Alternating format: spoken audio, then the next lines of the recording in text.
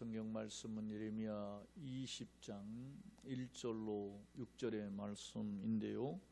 저와 여러분이 함께 합독하시겠습니다. 구약성경 1082페이지. 임멜의 아들 제사장 바술은 여호와의 성전의 총감독이라. 그가 예레미야의 이 일 예언함을 들은지라. 이에 바술이 선지자 예레미야를 때리고 여호와의 성전에 있는 베냐민 문 위층에 목에 씌우는 나무 고랑으로 두었더니 다음 날 바술이 예레미야를 목에 씌우는 나무 고랑에서 풀어주매 예레미야가 그에게 이르되 여호와께서 내 이름을 바술이라 아니하시고 마골 및 삽입이라 하시느니라. 여호와께서 이와 같이 말씀하시되 보라, 내가 너와 내 모든 친구에게 두려움이 되게 하리니 그들의 원수의 칼에 엎드려질 것이요 내 눈은 그것을 볼 것이며 내가 온 유다를 바벨론 왕의 손에 넘기리니 그가 그들을 사로잡아 바벨론으로 옮겨 칼로 죽이리라.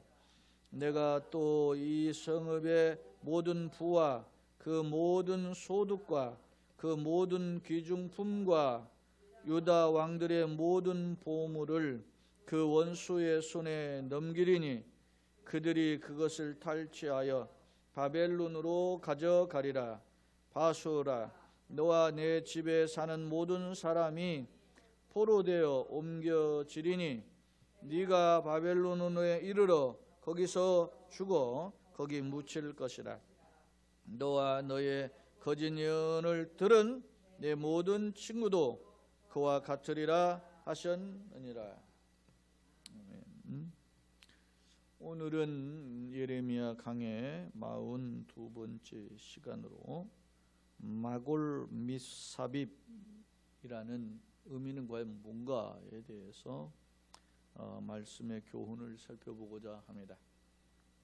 앞서 여러 번 제가 거론했었는데요. 서론에도 적어놨습니다. 현장에는 유인물로, 영상으로는 서론 부분만 발췌해서 영상을 띄워서 함께 읽도록 하겠습니다. 예레미야 20장은 유다의 심판에 대한 9가지 일반적 예언, 그 9가지 일반적 예언 2장부터 20장까지 9번에 걸쳐서 예언을 했는데 그 중에 오늘 20장이니까요 마지막 부분에 해당한다.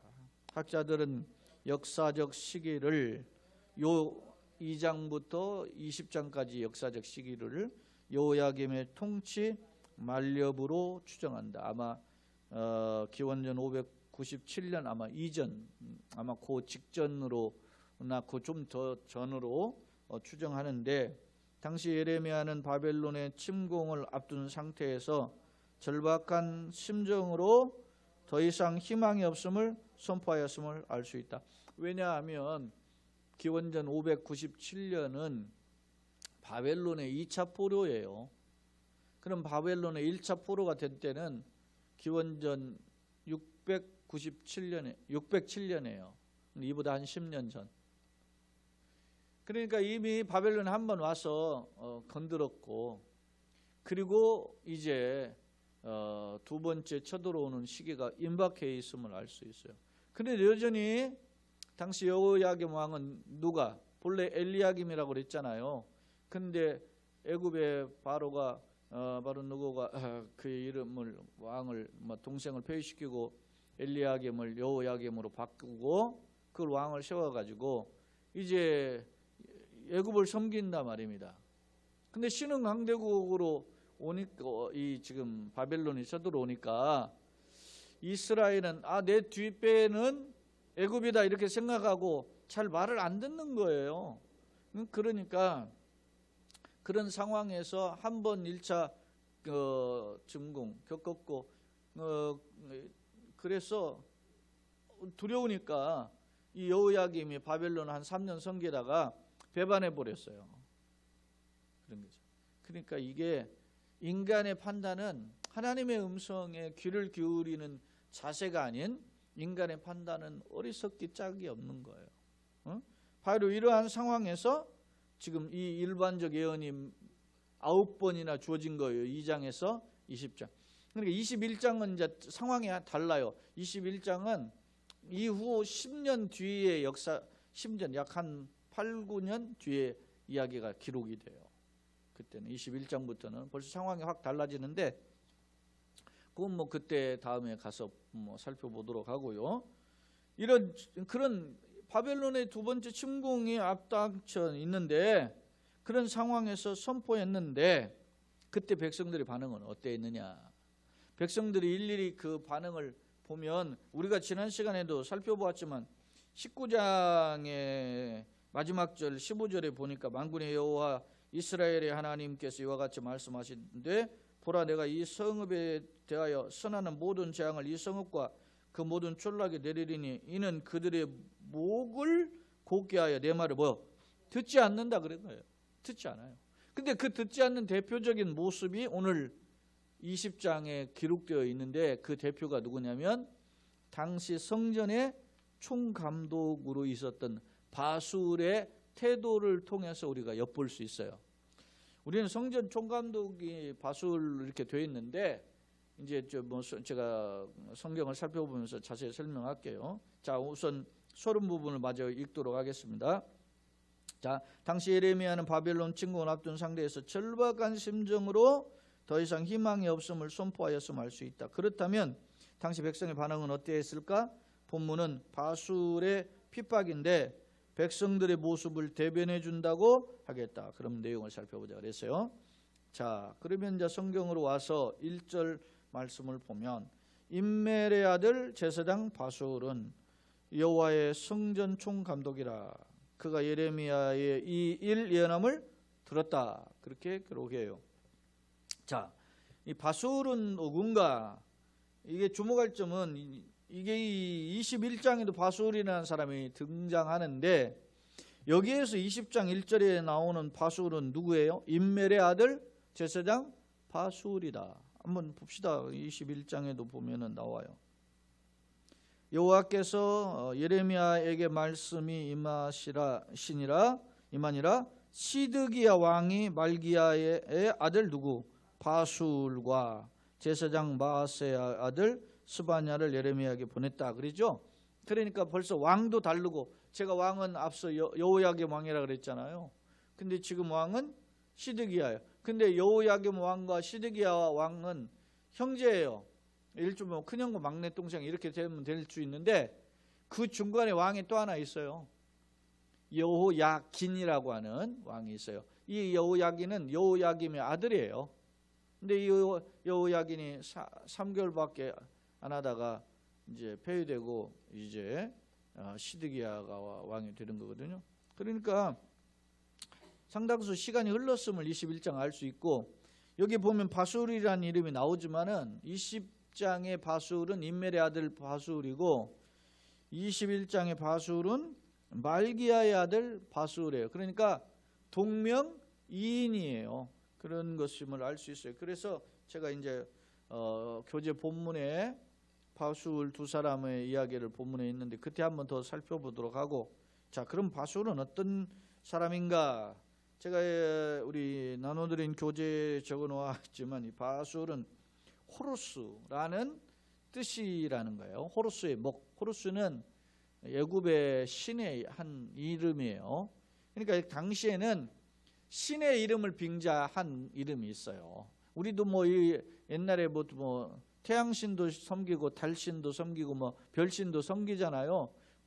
그런데 우리도 이름 보면은 뭐 이태양 뭐 있잖아요. 야구 선수 보니까 이태양 있잖아요. 그다음에 또 이름도 있어요. 뭐 칠성이도 있잖아요. 그렇게 하는 그런 것처럼 유다의 시절에서도 이스라엘 민족에게도 그런 어떤 신들의 이름을 따던 이름이 있었다. 그러면은 우리가 여러분요 보세요. 엘리야 그렇게 할 때 엘리는 하나님이고 야는 여호와잖아요. 그러니까 뭐냐면 여호와만이 엘리시다 그런 말이에요. 엘리라는 말은 우리로 그냥 단순하게 번역하면은 신이라는 뜻이에요. 신. 응? 근데 누가 신이냐? 어떤 사람은 바알이 신이다. 그렇게 이야기하는데 우리는 누구다?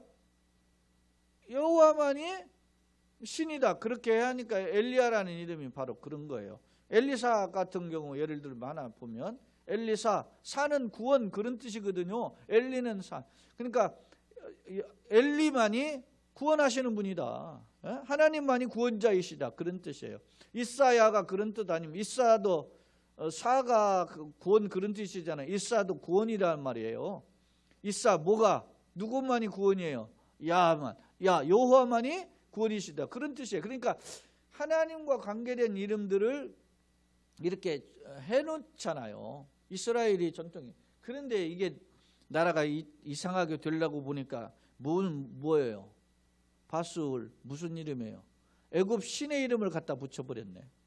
그러니까 그만큼 사람들이 점점 하나님보다는 이방을 더 좋아가는 거예요. 그렇죠? 우리 요즘도 보면은 그 사람들 보면은 뭐 그냥 강계수 그렇게 앉는데 뭐 하버드 강 뭐 이런 식으로 부르고 그러잖아요.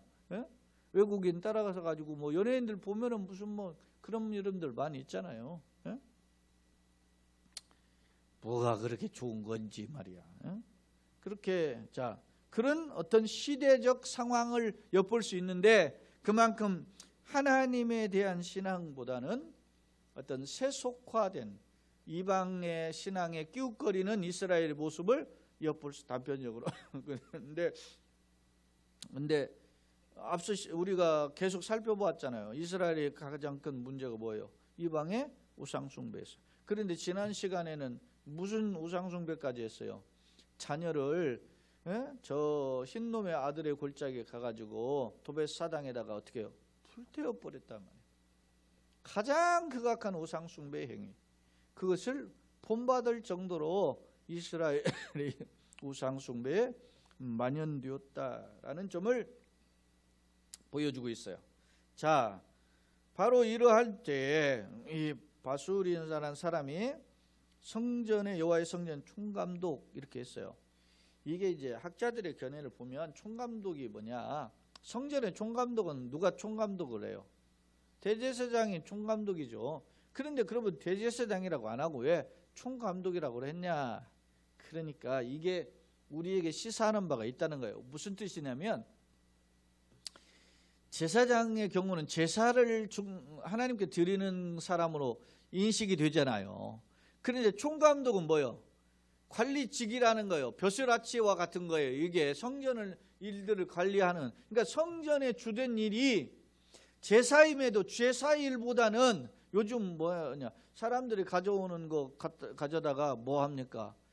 해서 재물 이렇게 나누고 뭐 하고 이렇게 분배하는 일이 많은 거예요. 에? 마치 말이지 뭐 중이 말에 염불은 관심 없고 제밥에 관심 있듯이 당시에 이스라엘의 이 제사장의 역할이 이랬다는 거예요. 그래서 제사장 이렇게 안 부르고 관리직 관료적인 표현엔 총감독 이렇게 표현했다라는 거예요. 그게 상당히 설득력 있는 그 학자들의 해석이에요. 자, 그런데 그가 이에 바술이 성전에서 지금 앞서 19장 14, 15절 마지막 절에 보면은 하나님이 예레미야에게 소위 행위계시, 다시 말하면 토기장의 옹기를 사다가 이제 백성의 지도자를 데리고 가가지고서나 흰놈의 아들 골짜기 가가지고 깨뜨려 버리라 그랬잖아요. 그렇게 깨뜨리고 난 뒤에 다시 성전에 와서 성전에서 하나님 말씀을 선포하라 그랬어요. 했거든요. 그러니까 성전 감독자가 누구예요 지금? 바술이 그걸 듣고 오늘 자 이에 2절에 예언함을 들었다 그랬잖아요. 1절에 그가 예레미야의 이 일 예언함을 들었다 그랬죠. 그리고 나서 이에 예언을 듣고 뭐라고 하느냐 바술이 선지자 예레미야를 어떻게 해요? 때려요. 때리고 이게 때린다라는 것은 무시하는 거죠. 멍에를 꺾거나 뺨을 때리거나 뭐 이렇게 때리고 여호와의 성전에 있는 베냐민 문 위층에 목에 끼우는 나무 고랑으로 쳤다. 원래 목에 끼우는 고랑으로, 이게 목에 끼웠는지 발에 끼웠는지 정확하지 않는데 우리 이 부분은 지난 개혁성경에는 착고에 채웠다 그랬어요. 착고. 착고는 뭐냐면 발에 끼우는 거거든요. 그러니까 이게 두 막대기 사이에다가 목을 끼우든지 발목을 넣든지 해가지고 그렇게 해서 끼우는 나무예요. 이게 이제 좀 발달되면은 뭐가 되었느냐면 쇠고랑으로 그렇게 채웠어요. 우리도 노마 그에 관련된 그 영화들 보면은 그 노예들 할 때 어떻게 해요? 쇠고랑 채우잖아요. 점점 이제 문명이 조금 이제 시대가 발달되면 이때만큼은 쇠가 귀하니까 나무를 이렇게 해서 이제 죄수들을 이렇게 가둬둘 때 했는데, 성전에다가 이렇게 했단 말입니다. 지금 누구를? 선지자 예레미야를. 왜냐? 선지자 예레미야가 심판을 거듭 선포하니까 싸다고 갈기면서 말이지, 이놈아 네가 뭔데 이 소리를 해 하고 이렇게 저놈 가둬도 버려라, 이렇게. 왜? 성전 총감독의 힘이 있을 거 아닙니까? 그렇게 해서 가둬둔 거예요. 그러고 나서 3절 그 다음 날 바술이 예레미야를 목에 씌우는 나무 고랑에서 풀어줬어요. 그렇게 하고 이제 한번 겁박하고 하룻밤 구류 세우고 살게 하고 이제 협박하고 풀어주려고 이렇게 한 거죠. 겁박하는 거죠. 자, 말씀을 다시 한번 돌아오면 바술이 이제 때리고 이제 씌웠던 나무를 풀어주니까 예레미야가 어떻게 해요? 예레미야가 3절 중반에 그에게 이르되 여호와께서 네 이름을 바술이라 뭐요? 아니하시고 마골 미사비비라 하시느니라. 자, 바술이란 뜻은 뭐 이렇게 세상에서 뭐 너도 나도 좋으니까 누구 신의 이름을 갖다다 붙이는 그런 이름이었는데, 마골 미사비브는 무슨 뜻인가? 이 말은 간략하게 정리하면 사방의 두려움, 그런 뜻이에요. 사방의 두려움. 사방의 두려움이다라는 뜻은 무엇일까? 오늘 제가 이 교재도 적어놨는데, 이는 본래 북방에 무자비한 대적자가 쳐들어왔을 때 사방이 어떻게 해요? 두려울 것이라는 거예요. 그러니까 네가 그런 존재가 돼버린다는 거예요. 네가 그렇게 무시무시한 존재가 된다는 게 아니고 네가 무시무시한 두려움에 빠지는 존재가 될 것이라, 그런 말입니다. 네가 지금 대제사장으로 떵떵거리면서 지금 하나님이 보낸 선지자 말 듣지도 않고 싸다고 갈기고 그리고서는 말이지요, 마치 죄수 취급하면서 그렇게 하는 거 교만이 쩌들었는데, 하나님께서 너를 그런 사방을 돌아봐도 의지할 것 없는 공포의 존재, 두려움의 존재, 그런 신세가 될 것이다, 이렇게 하나님께서 예레미야 입을 통해서 그에게 말씀하시는 겁니다. 그러면서 덧붙인 말씀을 4절을 보면 여호와께서 이같이 말씀하시되 보라 내가 너와 내 모든 친구에게 두려움이 되게 하리니 그들이 그들의 원수들의 칼에 어떻게 해요? 엎드려질 것이요 내 눈은 그것을 볼 것이며. 아니 너와 너의 친구, 저 뒤에 밑에 가면은 6절에 보면 가족까지 들어가요. 너의 가장 가까운 사람들이 칼에 엎드려지는 모습을 네가 볼 것이다. 그리고 내가 온 유다를 바벨론 왕의 손에 넘기리니 그가 그들을 사로잡아 바벨론으로 옮겨 칼로 죽이리라. 말 안 들으니까 그냥 죽이는 거 아닙니까?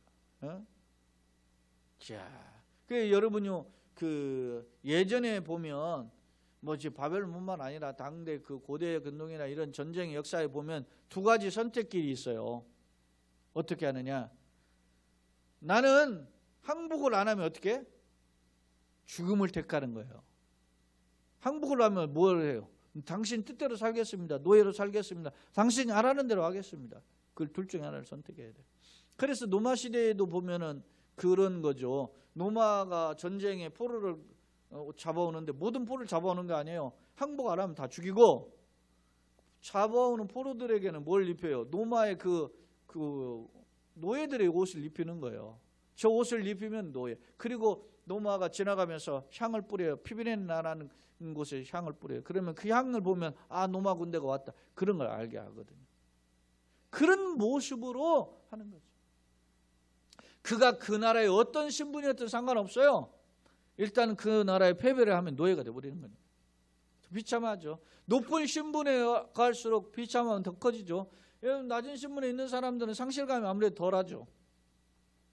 그러니까 이 바술이 바로 그런 존재가 될 것이다. 네 눈에서 똑똑히 목격이 되고, 실제로 지금 이 여호야김 왕 때 이런 좀 벌어졌는데 그의 이제 다음 때죠. 그 아들과 그 다음에 이제 동생이 왕위를 입는데 마지막 왕인 시드기야인데 그 시드기야 왕의 해술은 11년 차죠.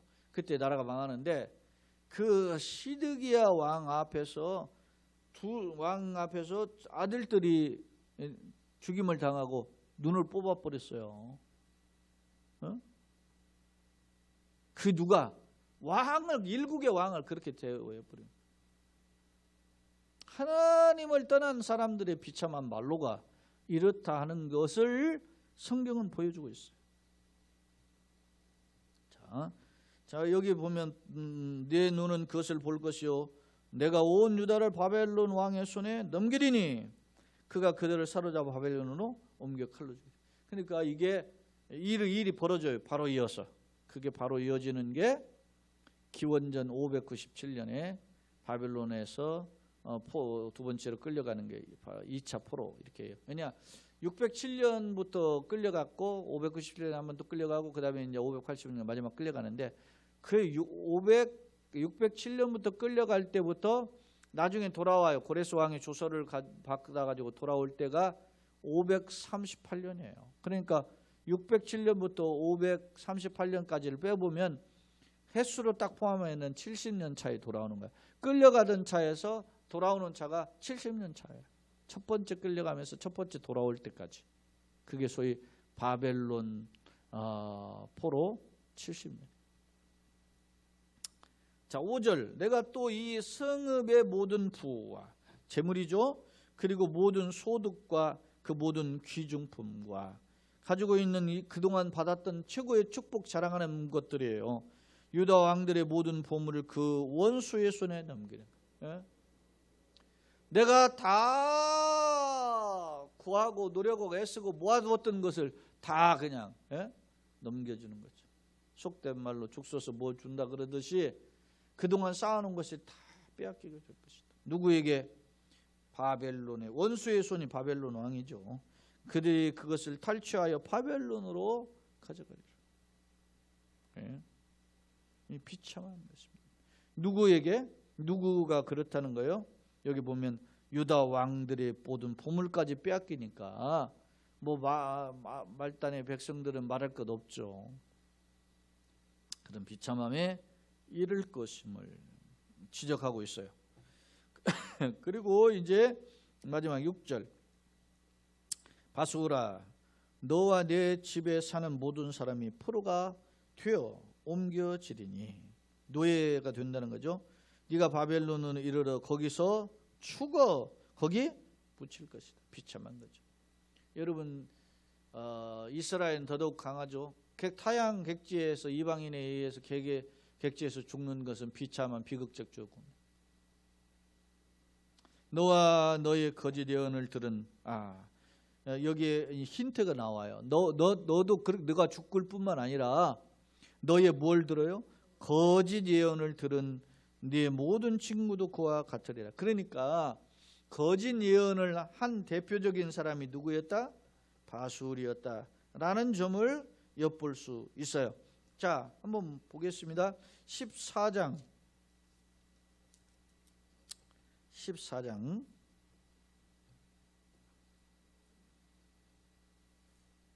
13절. 지금 이건 예레미야 일종의 탄식인데요. 예레미야가 하나님 앞에 지금 호소하는 거예요. 예레미야가 하나님께 뭐라고 호소하는지 한번 보겠어요. 14장 13절. 이에 내가 말하되 슬프도소이다 주 여호와여 보시옵소서. 그러면서 선지자들이 그들에게 이르기를 너희가 칼을 포지 아니하겠고 기근은 너에게 이르지 아니할 것이라. 내가 이곳에서 너에게 확실한 평강을 주리라 하나이다. 거짓 선지자들이 백성을 지금 미혹하는 말을 해요. 그런데 그 말이 뭐예요? 칼을 보지 않는다, 전쟁 없다. 그러면서 너에게 확실한 평강 주리다. 잘 먹고 잘 살 것이다. 이 어려움이 있지만 잠시 떠날 것이다. 잠시 후면. 이런 말을 한 거예요. 그런데 그 당시 누가 예레미야는 하나님의 준엄한 심판이 있으니 깨어라, 회개하라, 돌아와라 이렇게 계속 외쳤는데 반대로 한편에서는 이런 무리가 있었어요. 이런 무리가 누구냐면 문제는 다수였다는 거예요. 다수는 그걸 쫓아갔어요. 예레미야나 이방 다른 선지자, 다른 일부죠. 일부 선지자는 심지어는 지난번에도 보았지만은 예레미야 말고 선지자가 하나 죽지 않습니까? 죽임을. 그런 상황에 근데 거짓 선지자 다 쫓아가요.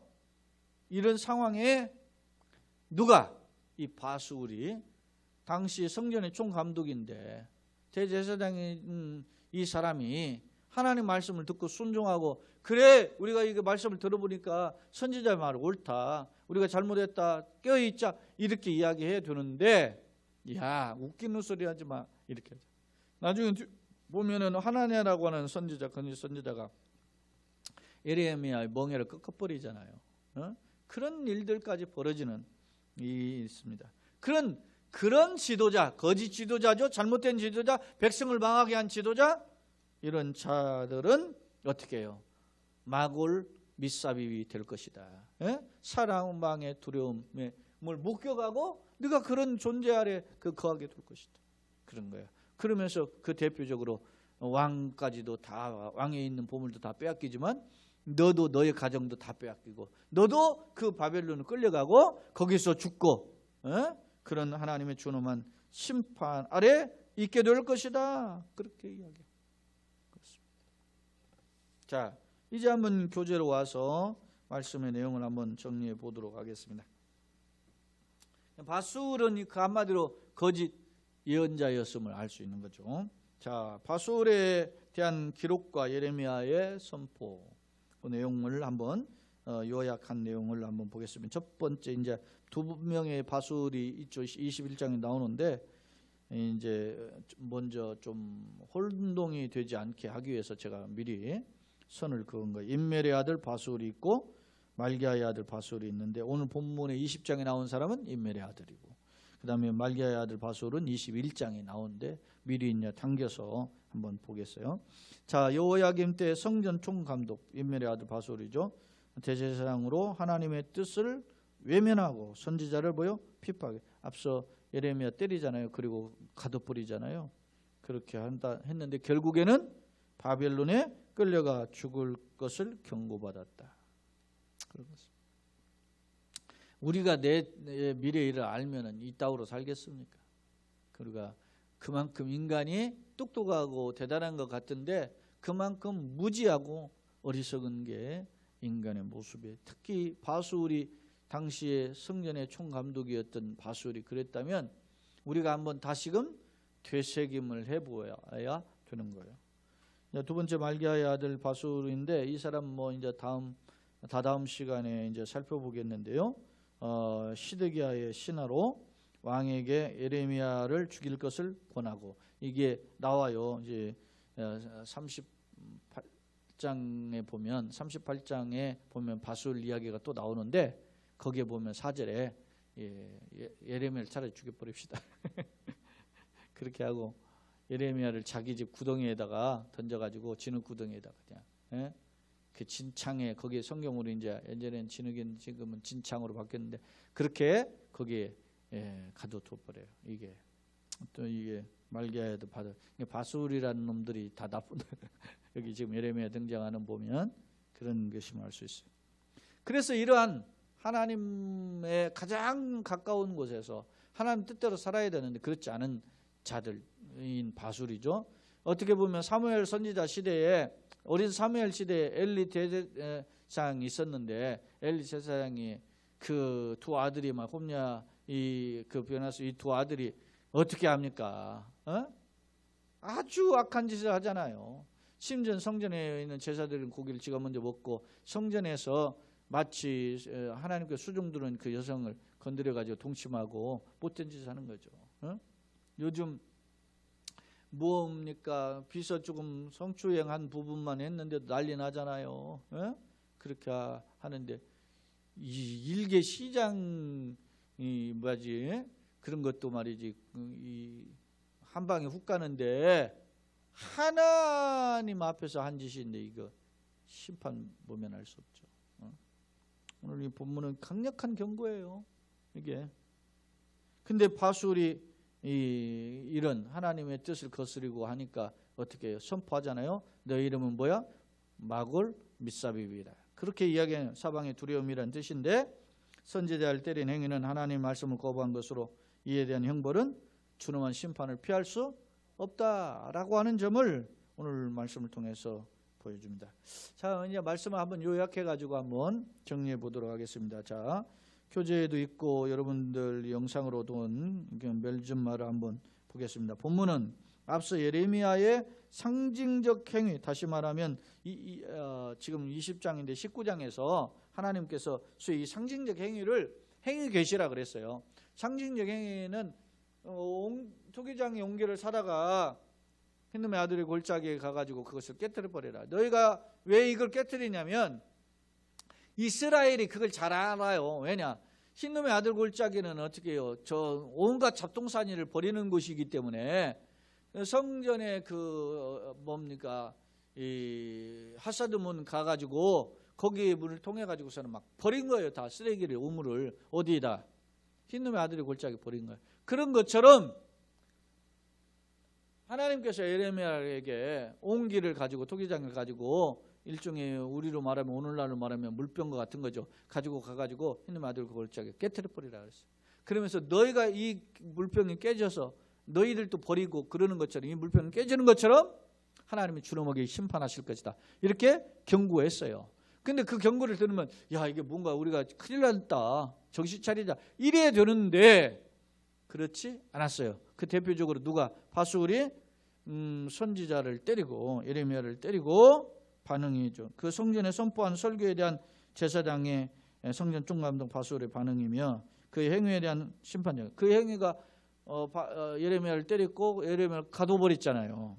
그러다가 물론 풀어줬지만 그런 행위에 대한 하나님의 심판의 경고죠. 심판의 경고인데 당시 바술은 유다에 대한 미래를 들었을 때 회개하기는커녕 예레미야를 때렸고 결박하여 가두었다가 풀어줬다. 제가 아까 우리가 읽었는데 살펴보지 않은 그 단어들이 있어요. 이제 그 표현이 자 5절 한번 볼까요? 5절에 보면은 거기에 이제 우리 그 개혁성경에 보면 동사로 쓰여진 서술 형식으로 표해진 그 단어들이 있어요. 자 보세요. 내가 또 이 성읍의 모든 그 모든 소득과 그 모든 기중품과 유다 왕들의 모든 부물을 그 원수의 손에 어떻게 넘겨버려요. 넘기리니가 하나 있고 그들이 그것을 어떻게 해요? 탈취해요. 너의 모든 부물을 내가 원수의 손에 넘기고 또 원수가 너의 모든 부물을 탈취하고 그리고 그 원수가 원수의 고향이 바벨론 아닙니까? 바벨론으로 가져가리라. 그러니까 여기 보면 넘기리니 탈취하여 가져가리라. 이 세 번의 이 단어가 있는데 이게 당시 이스라엘에 대한 하나님의 경고거든요. 마찬가지예요. 바술이 하나님 말씀을 듣지 않으니까 하나님이 이렇게 바술을 대접할 것이다. 너를 이방 손에 넘길 것이다. 너의 재물을 이방 손에 넘겨가실 거다. 너 그 이방인들이 너를 끌고 가고 너의 재물을 끌고 가고 다 그곳으로 가져가 버릴 거다. 너는 거기서 죽을 것이다. 너의 사이 지인들도 죽고 너 친구도 죽고 너 자녀도 죽는다. 그런 것이. 그랬어요. 자 문제는 대제사장이던 바술의 모습은 당시 백성의 영적 백성을 대변해 줘요. 백성의 모습을 대변해 준다고 할 것이다. 때문에 예레미야는 바술과 그의 가정은 물론 유다 백성들이 바벨론으로 옮겨 칼에 죽을 것임을 선포하고 있다. 사명을 바로 사용하지 못하는 바술의 저신이 안타까. 바술이 어떤 사람입니까? 대제사장 지도자 아닙니까? 그런 사람이 사명자답게 살아야 되는데, 예? 예전에 우리 6.25 때도 보면은 목사님 저기 말이지 피난 가시죠 뭐 그랬는데도 나는 다 가세요, 나는 교회 지키겠다고 있었다 그러잖아요. 오늘날로 보세요. 그게 건물이 뭐 그게 뭐 교회요. 어디든지 모이면 내주에서 모신 곳이 그 어디는 하늘나라지. 개념이 오늘날 신학을 한 사람들 개념은 그래요. 그러잖아. 어디든지 예배드리면 되지 뭐. 꼭 뭐 지금 전염병 해가지고 난리인데 뭐 꼭 교회만 가야 되냐? 온라인으로 해도 되지. 예를 들어서 그분들이 그랬단 말이에요. 목사님 뭐 여기서 목숨도 있어야 교회도 지키는 거지. 갑시다. 그래도 당신들은 가라, 나는 여기 뭐 안다고서 지킨 거예요. 그럼 그 목사님 어리숙은 거냐고. 우리는 그분의 정신이 귀하다고 생각이 들잖아요. 오늘날 같으면은 후사를 도모한다 해가지고 다음에 와가지고 그래도 목숨 건져야 뭐 다 예배도 드리고 하니까 그렇게 하는 게 그게 더 지혜로울 것 같잖아요. 그러나 여러분, 그러면 버리고 간 게 그럼 잘못된 건 결코 아니에요. 오늘 우리가 내가 어떤 처신이 해야 되는가 한번 필요해요. 이 코로나19의 시기에 나는 어떠한가? 말씀에 민감한 자인가? 하나님의 말씀을 듣고 좀 정신 차리려고 하는 것인가? 아니면 그냥 적당히 합리화하고 그냥 땜빵하는 것은 아닌가? 혼탁해진 이 세상 속에서 하나님의 생명의 약속을 붙잡는, 그리고 그 가운데서 순종하고 그 말씀 앞에 내가 혹시 돌아보아서 하나님 앞에 부끄러우며 책망할 것이 있으면 긴장하고 두려워하고 엎드리고 회개하는 그런 믿음의 사람, 지혜로운 사람, 은혜를 갈망하고 은혜를 회복하는 축복의 우리 성도들 다 되시기를 예수님의 이름으로 축원합니다. 오늘 이 자리에 올라오신 분, 현장에 있는 모든 성도 되시기를 예수님의 이름으로 축원합니다. 하나님 우리 아버지, 은혜와 사랑 감사합니다. 말씀의 거울을 통해서 우리 자신을 보게 하심 감사합니다.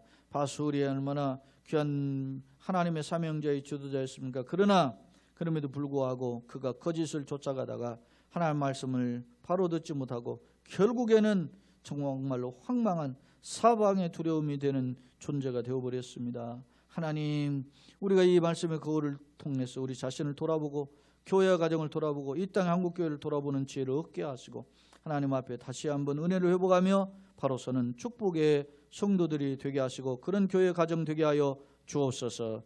예수님의 이름으로 축복하며 기도합나이다. 아멘.